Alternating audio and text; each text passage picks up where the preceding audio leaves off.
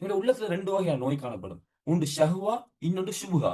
சுப்ஹான்னா என்னண்டா ஒரு சந்தேகம். அல்லாஹ் இருக்கிறானா? உண்மையிலே சொர்க்கம் இருக்குதா? நரகம் இருக்குதா? குர்ஆன் அல்லாஹ்வோட வேதம் தானா? முஹம்மது ஸல்லல்லாஹு அலைஹி வஸல்லம் இறை தூதர் தானா? இப்படிப்பட்ட சந்தேகங்கள் எங்கட உள்ளத்துல இருக்கும்.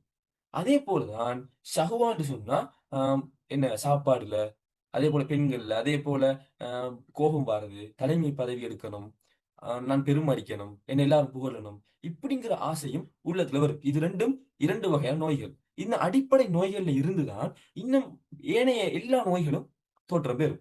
எனவே தான் எங்கட வேல, எங்களுக்கு என்னென்ன நோய்கள் இருக்குதுன்னு சரியாக கண்டுபிடிச்சு, அத நாங்க தூய்மைப்படுத்தணும். அப்ப இதுக்கு ஒரு போராட்டம் தேவை. இதுதான் சொல்லுவாங்க ஜிஹாது நஃப்ஸ். உள்ளத்தோட நாங்க செய்ற போராட்டம். நபி அவங்களோட காலத்துல எதிரிகளோட போராட்டம் பண்ணினாங்க. அப்ப நம்ம நெனச்சிருமே எப்படி?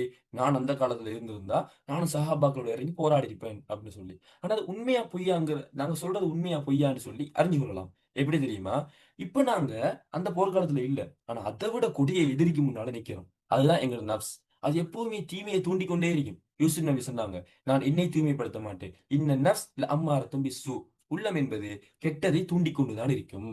அது அத செய், இத செய். எதிர்காலத்துல இத செஞ்சா ஏற்படுற இழிவு, ஏற்படுற அவமானம் அதெல்லாம் வந்து கணக்கெடுக்கவே மாட்டுச்சு. நீ இத செஞ்சா இப்போ உனக்கு இன்பம் கிடைக்கும். அது பொறும் அத விடு. எதிர்காலத்த விடு. கண்ணுக்கு தெரியாத அ ஒரு விஷயத்த நம்பி நீ நிகழ்காலத்த விடுறதோட, நீ நிகழ்காலத்துல இருக்கிறத ஃபுல்லா அனுபவி. அது வந்தா வரும், வராட்டி போகும். இப்படி எல்லாம் எங்கள உள்ளம் தூண்டி என்ன செய்யும்? நிகழ்காலத்துல இருக்கிற விஷயங்கள செய்ய வைக்கும்.